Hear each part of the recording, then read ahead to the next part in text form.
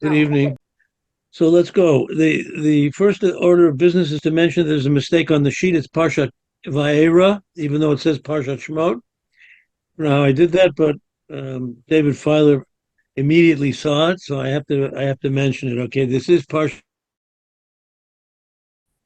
Thank you, David Filer. Thank you, David Hochheiser, for all your technical work for the OU over the years, and welcome back, everybody. Okay. I just don't know what order to go in. Where's my third sheet? 1 second. Okay, here we are. I think I'm going to start with the third sheet. Okay. This is, we'll go a little backwards. This is from the Shem Mishmul, an old friend, a great Rebbe, the Sochachover Rebbe, and I pointed out many, many times the history of the Shem Mishmul. He was the son of the Avnei Nezer, who was one of the great Polish Galiciana Gedolim. In fact, he communicated with Rav Chaim Soloveitchik, Rav Chaim Brisker very often, and Rav Chaim Brisker sent Talmidim to hear his shiurim, but they came back, they couldn't understand his Yiddish. It's a big difference between Lithuanian Yiddish and Galiciana Yiddish. In any case, I've also pointed out, I think, in past years, that the Shem Mishmul had a son who lived in Netanya. And he actually published manuscripts from his grandfather, from the Avnei Nezer, that were unpublished manuscripts. And they were called, it's put in a number of sorim called Nose Desha. The first one was actually written here in Netanya. And I saw this a number of years ago when I opened it up, and I just saw it. Then I did a little research, and I found out where he lived. I went down in town. There was apparently a Moshav Zekanim, a Beit Avot in town, which I think might still be in existence. The name escapes me for the moment, but he actually lived here. I say here, for those of us from Netanya, he lived in Netanya, okay? So, the Shem Mishmul. We have the Aseres HaMakos, we have the Eser Makos, the 10 plagues, and we have at least the first number, the majority of the 10 plagues are in this week's Parsha. But when it comes to the plague of, let me catch myself here, Borad, hailstones, we find an anomaly, and that's what he's going to speak about, and I think it impacts on our situation today, the need for serious tefillah. When Moshe and Aaron speak to Paro, they come in and out with Paro, and they threaten him with Barat, with the hail. And he tells Paro he's going to remove the hail, right? So Ketseti et ha'ir efroshes kappa, he tells him, you don't want this hail? I'm going to get rid of it. I'm going to go out of the city, out of Mitzrayim. Ve'efros et kappai, I'm going to lift up my hands in prayer, El Hashem, hakolot yechtalun v'habarad lo ye'od. My prayers, my davening will be heard by the Ribbono Shel Olam, and that will be the end of the Barat. Rashi on this pasuk, Ketseti et ha'ir min ha'ir, what I went out of the city, min ha'ir, from the city, aval betoch ha'ir, lo yitpalel. Moshe Rabbeinu could not daven in the city, whether it was Cairo, whatever city it was, lefi shahayata malea gilulim, because it was full of idols. And it was not proper for Moshe Rabbeinu to daven in a city where there were idols for Avodah Zarah. But I have a problem, says the Shem Mishmul. Yesh lavin, we have to understand, lama b'makat tzvardeya, when he removed the frog plague, tiv vayetze Moshe ve'aharon me'im Paro, they left Paro's presence, vayitzak Moshe, and he davened in the city. V'chein b'makat Arov, and also the Makkah of Arov, the Makkah of the mixed wild animals, which you find in Chamishi or Shishi of the Parsha. Tiva Yomer Moshe. Moshe said, "Hine anochi yotzei miimcha." I'm going to leave your presence.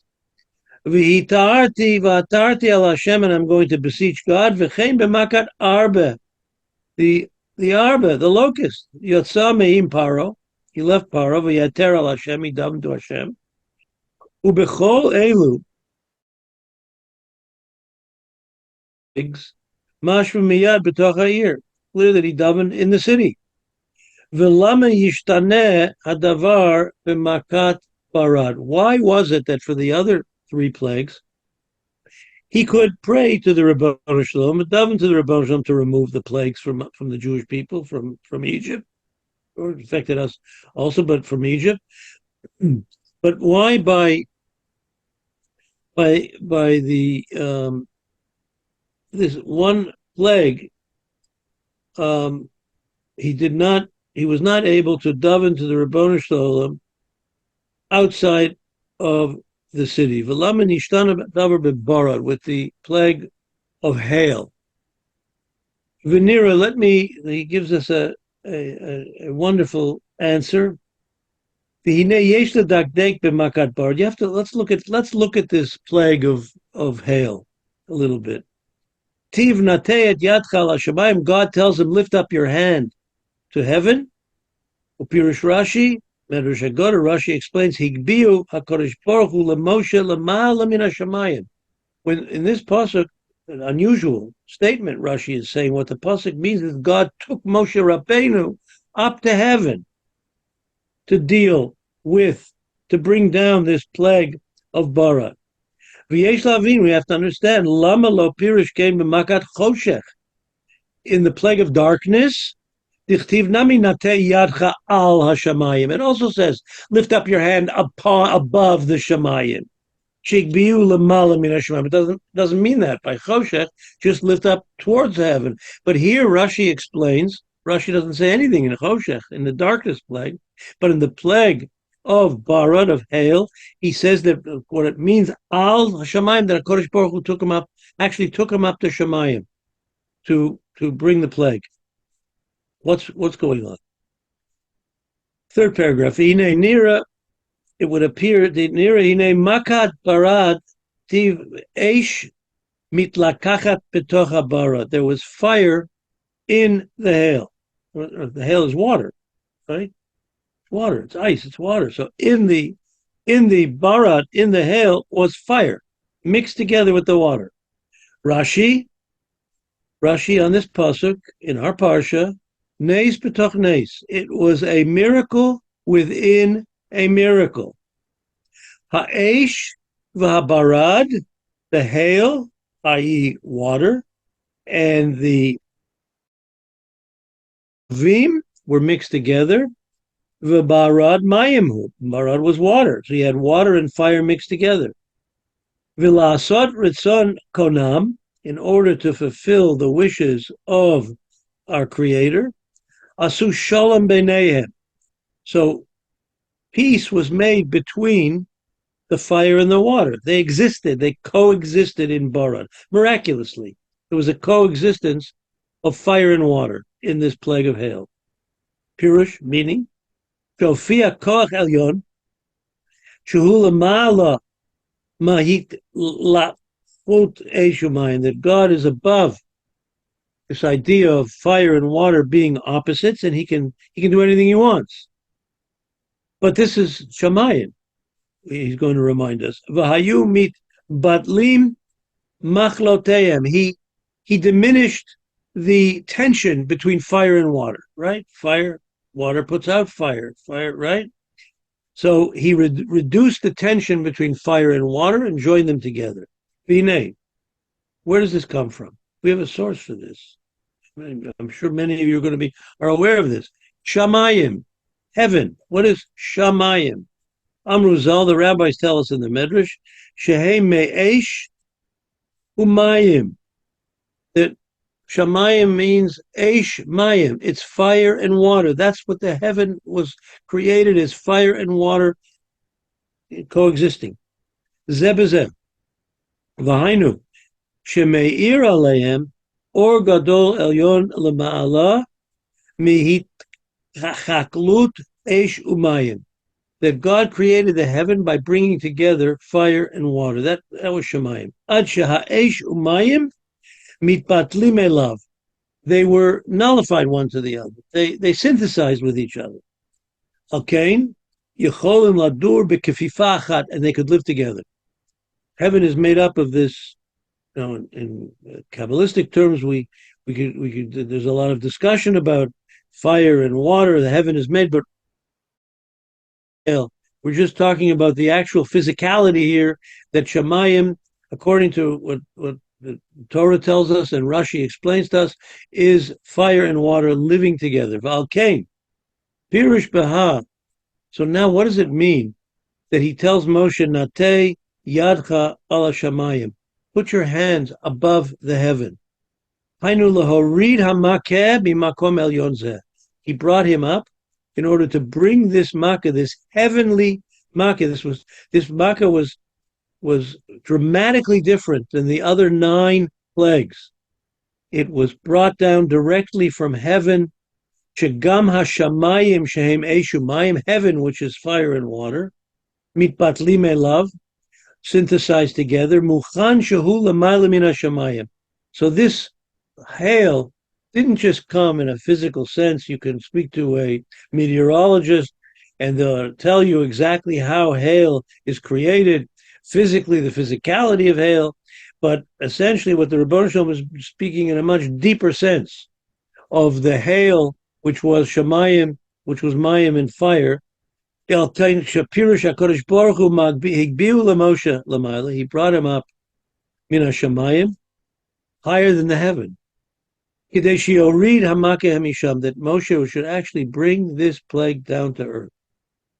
The plague of darkness, where it says Allah, lift your hand up, Allah Shemayim, ain't bo inyan zeh. That's not what we're talking about. Stam, he told him to lift yourself up to the Rebbeinu Shalom, right? Alkain lo pirish b'zeh. He doesn't say it by chosha. He loved milishna the katuv daiku rabotenu zal. This is what the rabbis here is what they're saying. Ela biyodam ha'inyan shekenu pirushukein. This is what happened with hail. This mixture of eish mayim. It was a shamayim. It was a heavenly plague. V'hinei. Next paragraph. So now, what does that have to do with his having to go out of the city to pray for this hail? The reason why he didn't pray in the city. Again, what the name of the city is, I don't know. I have a feeling the name of the city of Mitzrayim was Mitzrayim. Not sure. It could have been Ramses. There are cities mentioned in the Torah. Not sure. But the reason why he didn't daven in the city, now, that's a problem. Yesh lavin. Why should that stop Moshe from davening? Well, we have halachas, it says, Mitzoah, Dvorim, V'Hashem machanecha kadosh. In Dvorim, it talks about making your camp holy. We should not have human waste. For the soldiers, when they go out, had a system whereby their human waste was not in the camp. We kept a holy Mikom Makom, B'kisui Talya Milsa, V'giluli Ma'akvim, Afilu Beit Mibayit L'Bayit. So they would be covered. You can cover detestable things. We can cover garbage when we pray, and we can pray. You can't pray around garbage. You can't set up a sukkah near a garbage area, right? But you can cover the garbage. You can cover the tzoah, the human waste in this regard, right? You don't have to go out. Afilu mibayit l'bayit b'chol ha'yir, from house to house. You can daven in one house. Let's say one house is a storage area of garbage, right? You can, in another house, you're okay. It's covered up. V'od harayanu shruyim bein ha'amim. The truth be told, we live amongst non-Jews. We live amongst idol worshippers, he writes. Ovdei avodah zarah. V'lo matzinu she'asur aleinu l'tfilah. Nobody said you can't daven in a city where there are idols, right? You can daven in a city where there's a church. Incidentally, the Fiddler on the Roof, the movie, the play, somebody wrote many years ago that there's too much fiction here because Anatevka, remember there was a church. If you remember your Fiddler on the Roof, right? Testing your Fiddler on the Roof memory. There was a church, right? Anatevka, the actual city of Anatevka, did not have a church, which was why many people went to live in Anatevka. In fact, I think, if I'm not mistaken, Tel Aviv, there was a tremendous religious settlement originally in Tel Aviv because Tel Aviv did not have a church. That's why there were many Hasidic groups that originally came to Tel Aviv. There are other issues today with Tel Aviv that are not related to a church, but that's for another discussion. So, v'katuv, umefurish v'katuv, and it's written in a pasuk in Melachim. The Tfilat Shlomo HaMelech, for example, Shlomo HaMelech told the people, Alav Hashalom, to Shovim Shuvyam, when you return El Eretz Oyev to the land of your enemy, Rechokah, far away, Okrova, whether it's far, whether it's near, Hitchannu Alecha Be'eretz Shovehem, V'hitpalu Alecha Derech Artzam. You can daven to God in the land of the non-Jews, which are full of idols, right? The time of Avodah Zarah. Hariki Atfila Yeshna Begolus, Av Shemalei Gilulim. You can daven in a place where there are idols. You should cover them up. They can't be present when you're davening. So what's going on here? So here's his point that he makes. There's davening and there's davening. Achnira, this tefillah was on a different denominator. Shel Moshe b'makat barad. When he brought down the barad, it was a different kind of tefillah. Ba'asher kol makat habarad ba mimakom elyon. Because barad came from this holy place, above the heavens of fire and water, of Eish and Mayim, hakol el kol hafachim, a world that had the tension between opposites was non-existent, which is really the goal ultimately of tefillah, that we bring together, we make shalom between opposites. Al kein l'salek zu hamake nami hayatzorech lahagia b'tfilato kol kach l'mayla mikol hafachim. This prayer had to be a unique prayer. It had to be a special prayer in order to bring down something from the world a world that does not exist by us, where opposites live together in tension, in tandem. That's the source of this prayer, right? It's not a regular davening. It's not a regular prayer, right? He had to stretch the limits of his human ability. He had to it demanded complete concentration. It demanded a perfected environment. So therefore,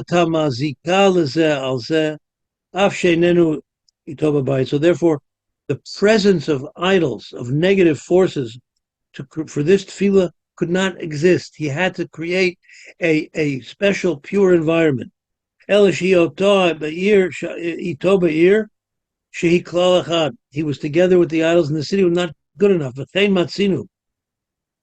So that's what was going on here. Sometimes for a special prayer, you need to isolate yourself. You need to create an atmosphere that it's going to be special. And he gives another example.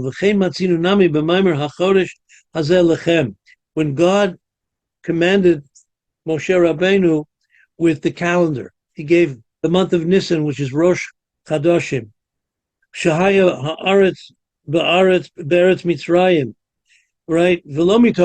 When he commanded to him, Achodesh Hazeh Lechem, right? We were still in Egypt, but he took him out of the city, which was full of idols. Ki dibur chamur kazeh, the presentation of the Luach HaIvri, of the Holy Jewish Calendar, Hipiach Ruach Chaim Chadashim Mimikor HaChaim B'Lev Yisrael, had to create a new spiritual energy in the hearts of the Jewish people. Why was Kiddush HaChodesh the first mitzvah given to the Jewish people? The establishment of the Jewish calendar. Why was that? Why is that the first commandment given to Yisrael? So the answer is, I believe, because what is the Luach? It is, as we of doing a commercial real estate deal, by giving over the keys. right? It's by handing over the keys, right? That's an official. You give over the keys, then it's an official kinyan. It's an official acquisition in real estate, according to halacha. According to halacha, it's a kinyan. The keys represent the property. This was Kiddush HaChodesh. HaKodesh Baruch Hu Kavayochel gave over the keys to his kingdom to Am Yisrael through the Beit Din. That the Beit Din, Klal Yisrael has the power to establish when the holidays, the Yomim Tovim, appear on the calendar. And if Bezdin decides that Pesach should come out in August, it'll come out in August, right? That is the ability of Bezdin to function and to sanctify the new moon. It is the keys to the kingdom. To bring Kedusha into this world, into God's world, was handed over to Am Yisrael, right? So this was a powerful mitzvah. This mitzvah, too, had to create a special atmosphere, a special environment. I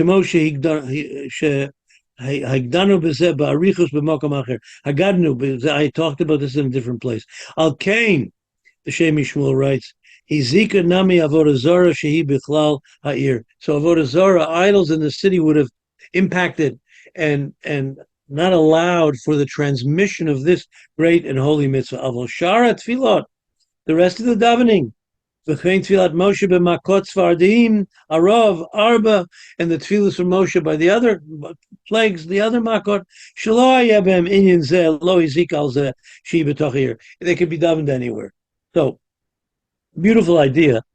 I think the point of this is, for those of us living in Eretz Yisrael, there's also a message here. I pointed out at one point, one of the shiurim during the Chizik shiurim, that Rav Chaim Shmulevitz, the great Mirim Mashkiach, he has a sefer called Sichas Musar, a fantastic sefer of his Musar Shmuzim.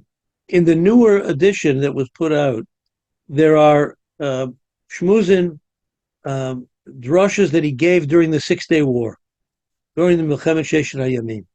And I think on the 4th day of the Sheshet HaYamim drasha, on the 4th day of the 6-Day War, he gave a drasha. At that time, there was all kinds of discussion. We had it in our time too, where Chutz La'aretz students, Talmidim, boys and girls who were learning in Israel, there was tremendous pressure to come home, to leave Eretz Yisrael, and they would say that, well, we're going to daven in Eretz Yisrael, we'll learn in Eretz Yisrael. So Reb Chaim spoke at that time, and in that drasha, he writes, of course you can daven anywhere in the world to the Rebbeinu Shalom, but Tfilat Eretz Yisrael, the Kedushat HaMak, powerful. And clearly, at this moment in time, when Tefillah is so central, a focal point and the focus of what we have to be doing during this Eis Tzara L'Yaakov. So those of us who have the schus of living in Eretz Yisrael have to take advantage of the special milieu of Eretz Yisrael as far as Tefillah is concerned. And for those who are not yet in Eretz Yisrael, to create an atmosphere, that the atmosphere in our shuls and chutz la'aretz should be, without talking, should be a serious atmosphere. The tefillahs that we're davening for now for Eis Tzara L'Yaakov have to be on a different level than the normal tefillahs that we do 3 times a day. Okay. Now, I want to go to number 1 and number 2, actually, which starts at the end of number 1. I'm not going to do inside because we have done this numerous times. The idea, I'm going to give out the idea of number 2.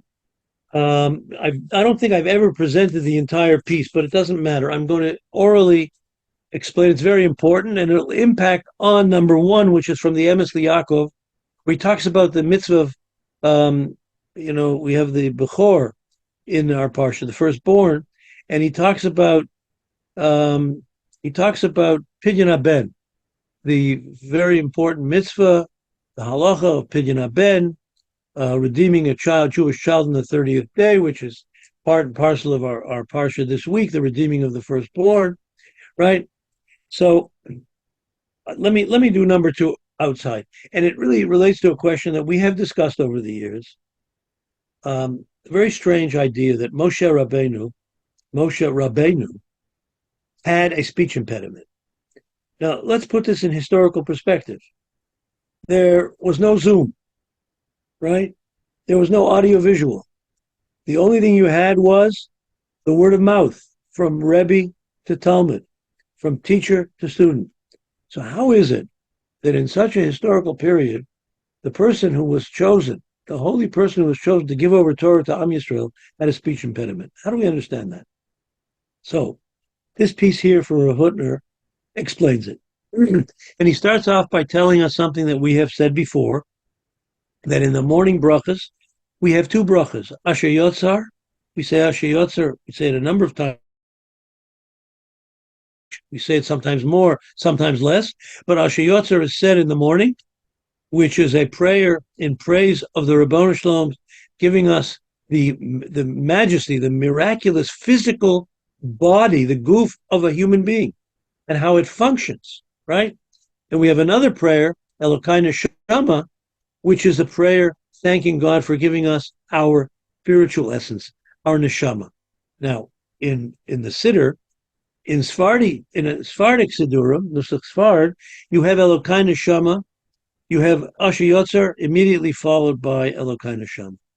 In Ashkenazic Siddurim, in most Ashkenazic Siddurim, there's a pause between Asher Yotzar, the bracha for our physicality, our great physicality, and Elokai Neshama, the bracha for our great spirituality. We have Birchas HaTorah in the middle. Now, there's a reason for that. However, according to the Ramah and Shulchan Aruch, right, the Ramah says that these two prayers should be said together. Why? How does one conclude Asher Yotzar? Baruch atah Hashem, Rofei kol basar, umafli la'asot. You are the doctor of all flesh, and you create us with miraculously, right? So everybody thinks that means, says Rav Hutner, that means the wondrous physical creation of the human being, which is miraculous, right? But that's not what it's referring to. It is a bridge between the physical creation of the world, Rofei kol basar, umafli la'asot, is a continuum to Elokai Neshama. The wonder of creation is that you create a physical Rofei kol basar, you create this physical human being, right? But you attach him together. There's a synthesis with the soul, with the neshama. So Rofei kol basar, the physical creation, Asher Yotzar, umafli la'asos, the miracle, the wonder of creation of man is that you join these two together. That there's a synthesis between the physicality of man and his spirituality. They're all one and the same. Now, where does that come out? Where does that unity come out? Because all the parts of the body, parts of the human being, some of them are more physical, some of them are more spiritual, but each has a specific job, and it's either physical or spiritual. There's one exception. How did God create man? Right? Vayipach ba'apav nishmat chayim.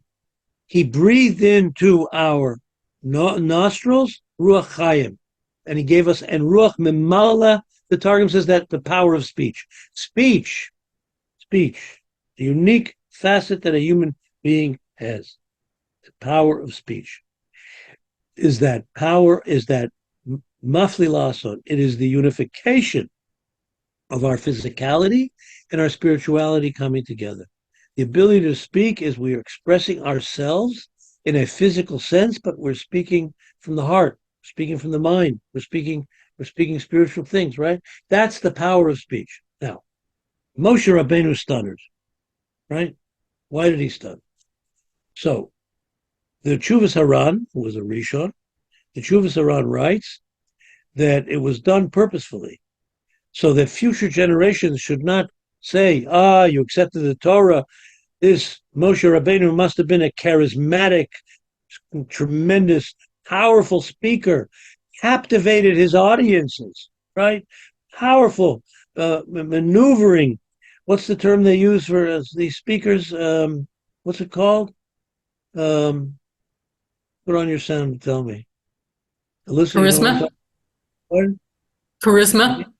Charisma, right? But there's a term used for these speakers It's a profession. Persuaders. Motivational speakers, right? So he had charisma, but he was a great motivational speaker. That's why you accepted this Torah. But it's really, come on, it's it's not true. So that's the run. But Rav Hutner says something much more powerful. He says it's something different. Let's say he says that the fact that Moshe Rabbeinu had a speech impediment was not as a result of a physical inferiority. It was because of a spiritual superiority. Moshe Rabbeinu's mind and heart and neshama was on such a high wavelength that he couldn't bring out physically all of the spirituality that he was given from the Ribono Shel Olam. And I've always given the example of a child who has a stuttering problem. The child is taken to a specialist and puts the child through a battery of tests, and the parents feel their child is, to use an old-fashioned, politically incorrect term, my child is very slow. He stutters. He's slow, right? He's not intellectually adept.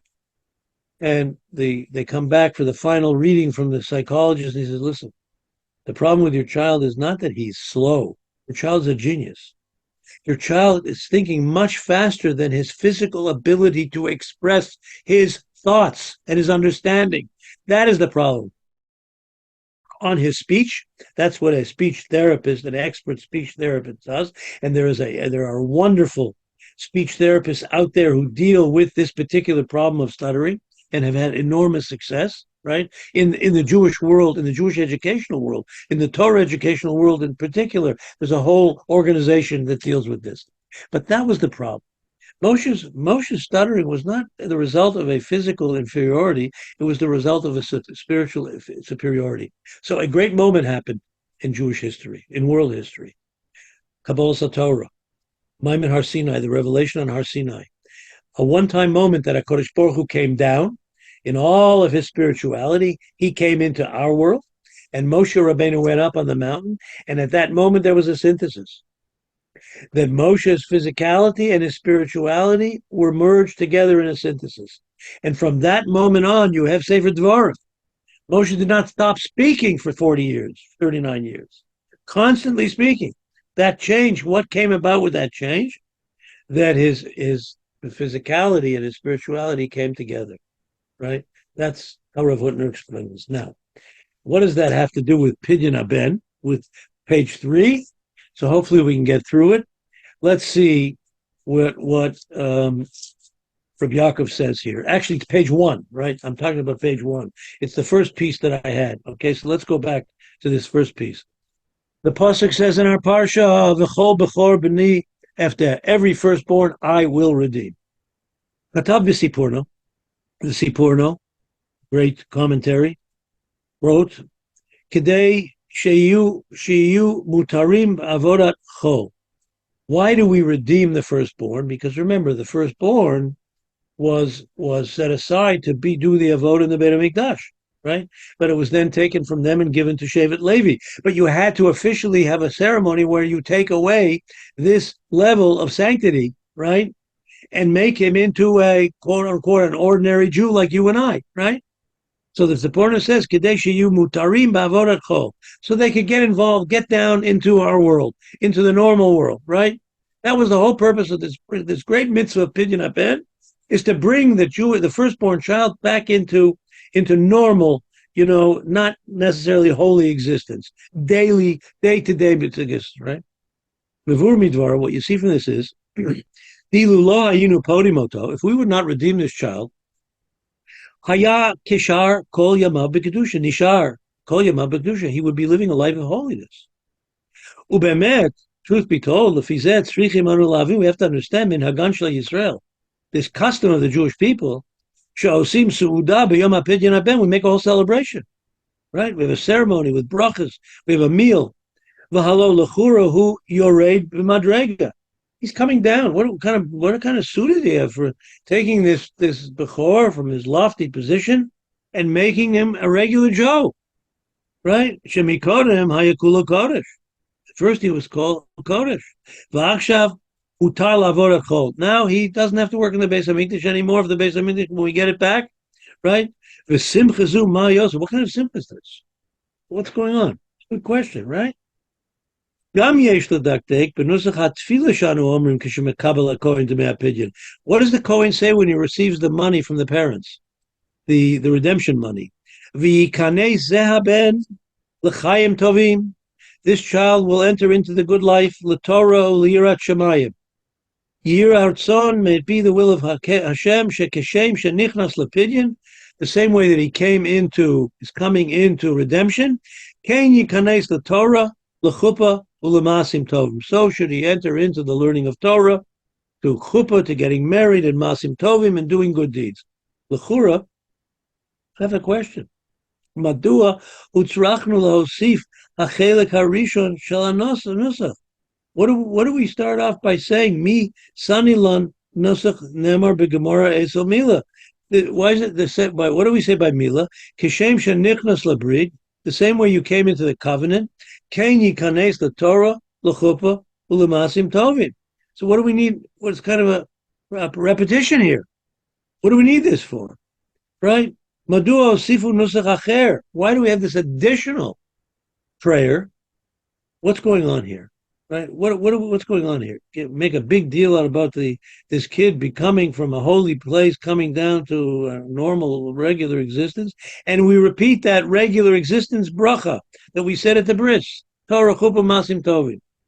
So listen to what he says here, and you'll see that it really dovetails with this whole idea that we spoke about from Rav Hutner and Elokai Neshama and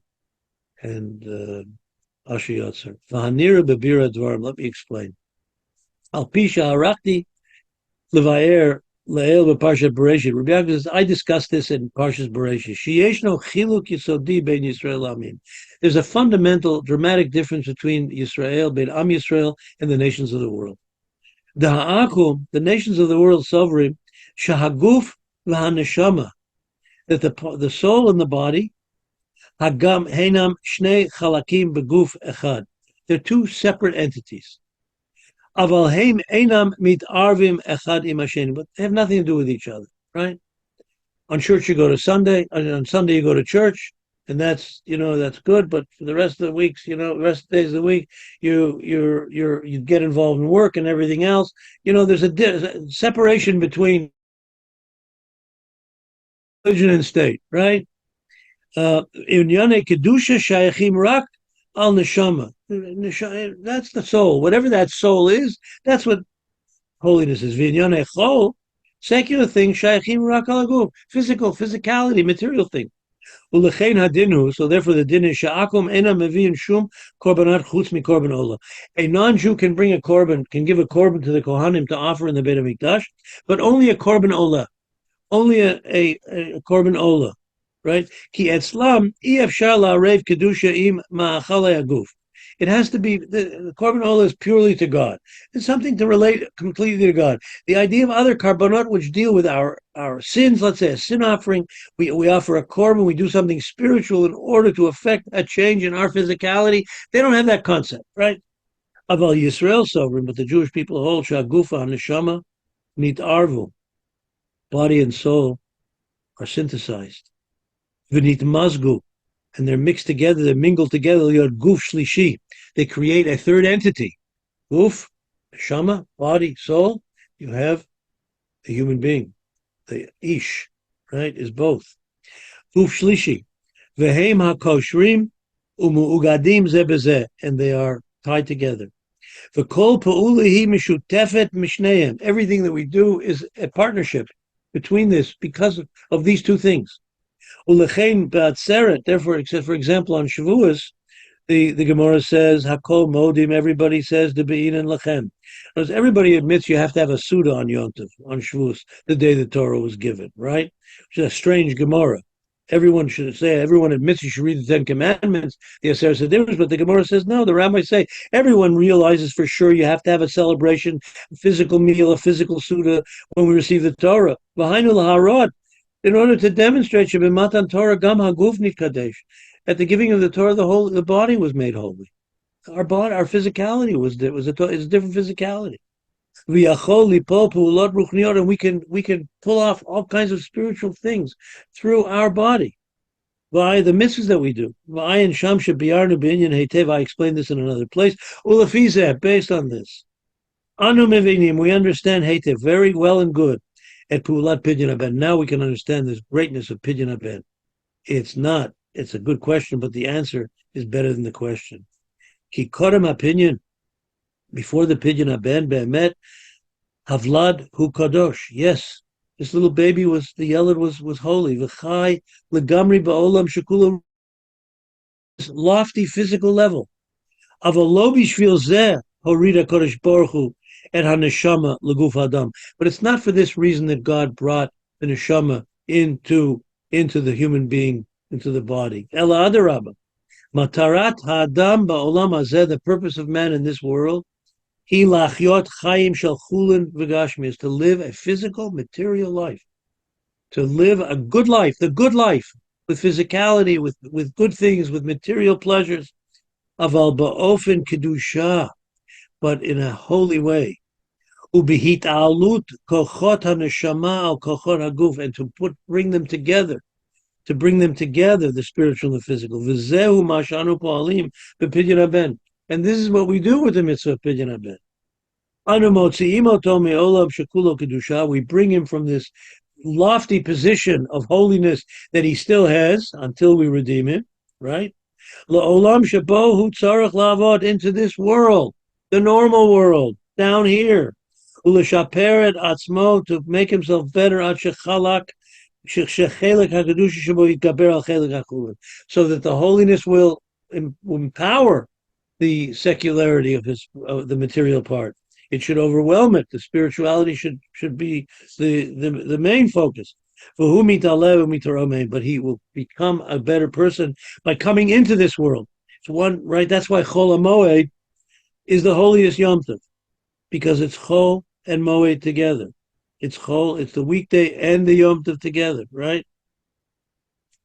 I mean, the Mishnah in Pirkei, where am I getting this from? The Mishnah in Pirkei Avos says that if someone is mivazeh et ha-yomim tovim, ein lo chelek l'olam haba. Something like, the Mishnah says something like that. Someone who denigrates Yom Tov, holy days, that he has no chelek l'olam. The Rambam writes on this comment, this Mishnah, talking about Chol HaMoed. Why Chol HaMoed? Because the essence of Chol is Chol HaMoed. The essence of Moed, of Kedusha, is the synthesis, bringing holiness into, not living in a cave, living an aesthetic lifestyle in a cave, but living a life in the world and society, living in society as a holy person, right? Ulechein simcha gedolu. This is a great simcha. This is a cause for celebration. Shal yedezeh havlad boli de tachlito. Through this pidyon haben, the child is now coming to become, in his moment, his potential of fulfillment, bringing his holiness into non-holiness and bringing the two together. Umikivan sha'avoda kashazu hitgavrut baguf al neshama. This is not a simple matter to bring the soul and the body together. Efshar sheteyaseh b'li yirat shamayim, and that's why the bracha is a bracha of yirat shamayim, right? Torah v'avoda gemilas chasodim. He asked a question which we skipped over. By the pidyon haben, we say that he should have yirat shamayim. We don't say that by the bris. We say Torah chuppah masim tovim, but by pidyon haben we say and yirat shamayim. You need fear of God for this. You need a sense of godliness. L'chein keshepodim es havlad, when we take this child and redeem him, anu mevorchim oto v'virchat yirat shamayim. We give him a bracha. He should have yirat shamayim. He should have fear of God. He should have a sense of godliness, and it was yirat shamayim which will give him the sense, the seichel, and the heart, the emotion to bring together the kedusha into the chol. Kedei sheyizke la'atzliach b'mesimato, so he will be successful in his role in life. Okay, there you have it. Pidyon haben, a new dimension of Pidyon haben. Okay, thank you all for being here.